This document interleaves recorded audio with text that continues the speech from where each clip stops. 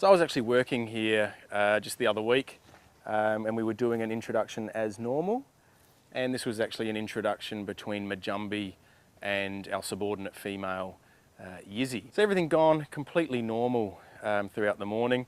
What happened next, however, is Majumbi apparently went to walk past Yizzy, and she had a little bit of a go at his back end, and he turned around so quickly that he actually hit his head on one of the logs or trees in the exhibit.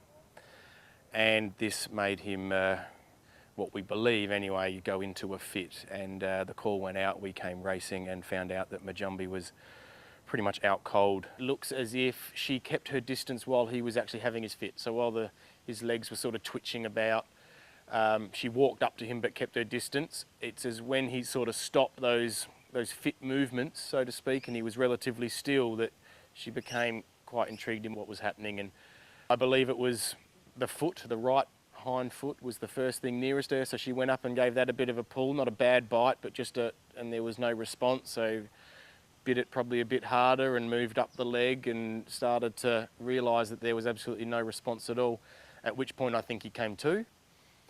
So he wasn't unconscious anymore, but he was still very dazed and confused and couldn't function properly, but he was conscious at least.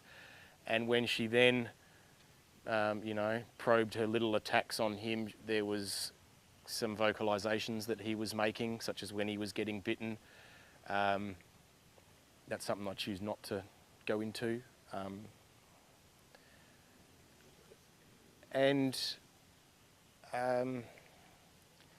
Yeah, so I think that's what escalated, is she realised that he couldn't fend, and that's been her job in the hierarchy, is to try and keep him down.